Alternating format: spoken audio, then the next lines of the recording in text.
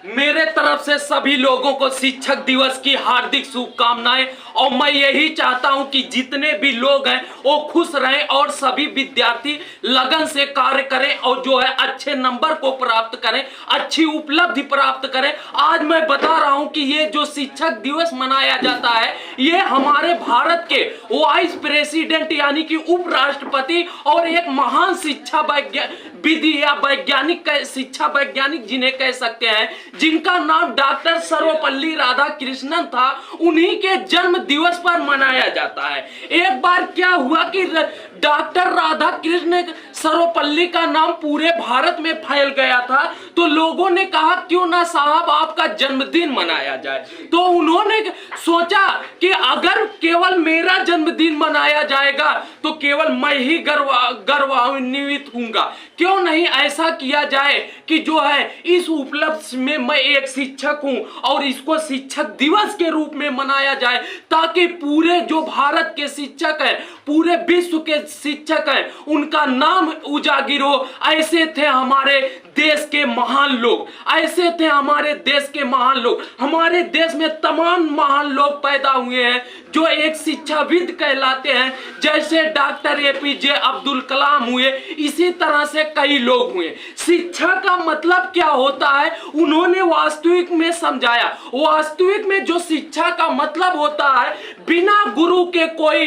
जो है संभव नहीं है कि कुछ कर सके। आप जानते हैं, इतिहास उठा के देख लीजिए, जितने लोग भी महान हुए हैं सबके पीछे का एक ही जो है सत्य था, वो था गुरु। जब तक गुरु ने किसी को ज्ञान नहीं दिया तो ना वो कुछ कहे जाते थे, ना कुछ। कितने जो है छोटे लोग थे, लेकिन जैसे उन्होंने ज्ञान प्राप्त किया, इस संसार में अपने नाम को अमरता से भर दिया। आप जानते हैं, एक छोटा सा बालक, एक जो है जिसका नाम चंद्रगुप्त मौर्य था, वो दुनिया में कुछ नहीं जानता था, लेकिन उनके जो गुरु थे चाणक्य महाराज उनको इस दुनिया में ले आए, उनको राजनीति सिखाया, उनको हर चीज का ज्ञान दिया और भारत का अखंड सम्राट बना दिया।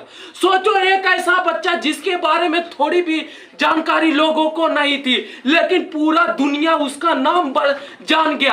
आप चलते हैं सिकंदर के बारे में। सिकंदर के बारे में कहा जाता है इनके गुरु का नाम अरस्तु था। अरस्तु कौन थे? अरस्तु एक जो है मनोवैज्ञानिक थे। आप लोग इनके बारे में जानते हैं। अगर सिकंदर के पीछे महान लगा तो उसका कारण भी अरस्तु है, क्योंकि अरस्तु ही एक ऐसे गुरु थे जिन्होंने इसको हर चीज में शिक्षा दीक्षा दी और आगे बढ़ाया। आप हिंदी पढ़ते हैं, आप जानते हैं, चाहे कबीर को ले लीजिए, रहीम को ले लीजिए, तुलसीदास को ले लीजिए, इन्होंने जो अपना आध्यात्मिक रूप दिलाया, इन्होंने जो मार्गदर्शन दिया, उसका कारण केवल गुरु है।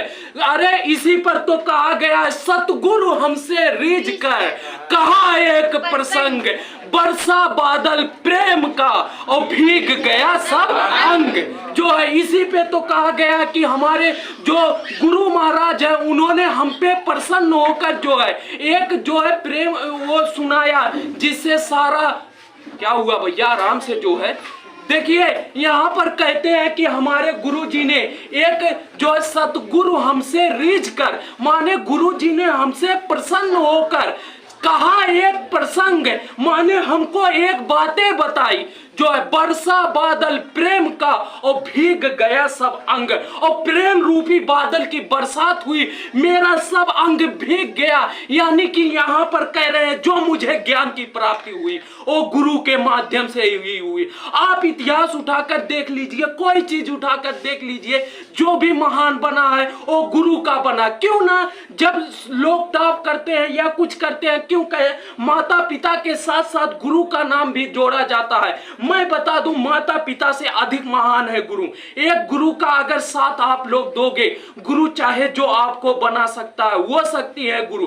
मैं बता दूं, प्राचीन काल का शिक्षा ऐसे था कि जिसमें माना जाता था गुरु और जो है शिष्य के बीच में एक पिता पुत्र का संबंध रहता था।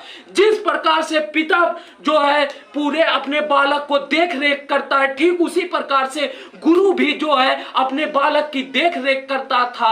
आज भी शायद वही सिस्टम है जो है, लेकिन आप लोग इस पर ध्यान दीजिए, गुरु के महत्व को कम मत समझिए, क्योंकि इतिहास में ऐसा कोई वीर बता दो जो बिना गुरु के कुछ किया हो। एकलव्य महोदय थे, एकलव्य के बारे में जानते हो कि वो साक्षात उनको नहीं प्रकट किए, लेकिन उन्होंने उनकी मूर्ति बनाकर कहीं ना कहीं उसमें जो आराध्य का विषय रखा, वो आराध्य का विषय अपने गुरु को रखा, उनका लक्ष्य मानकर उन्होंने कार्य किया और अंत में वो सफल हुए। जो है आप देखेंगे जो है जितने भी, यही बात है कि जितने भी इतिहास में हुए हैं सब कहीं ना कहीं गुरु हुए हैं। गुरु का जो है आशीर्वाद, इसीलिए हमारे भारत जैसे देशों में गुरु का पांव छुआ जाता है। पांव छूने का मतलब ये होता है वो सच्चे मन से आशीर्वाद दे देता है। जो है गुरु को कभी रुष्ट नहीं करना चाहिए, हमेशा जो है उसका सम्मान करना चाहिए। और गुरु को भी शिक्षक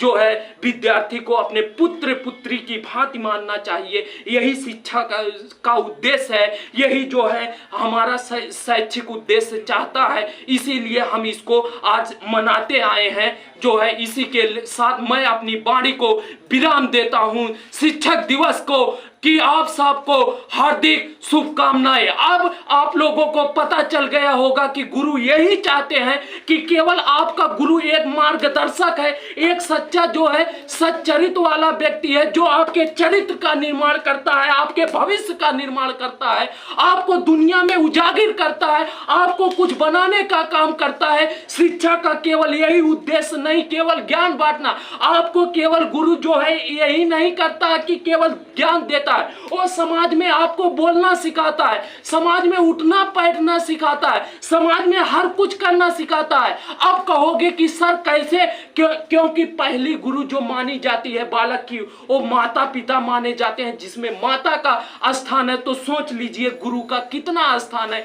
इसीलिए आप लोगों से जो है, मेरा सभी शिक्षकों से निवेदन है हाथ जोड़कर कि प्लीज बच्चों को जो है अपने पुत्र की भांति समझिए। और स्टूडेंटों के लिए मेरा ये आदेश है, ये सलाह है कि आप लोग जो है उनको अपने पिता की भांति समझिए। जिस प्रकार से पिता पुत्र के बीच संबंध होता है, उसी प्रकार का मधुर संबंध आप लोग भी बनाइए। जो है दुनिया में आपका भी नाम उजागर होगा, दुनिया में कुछ करने लायक रहेंगे। इसी के साथ जय हिंद।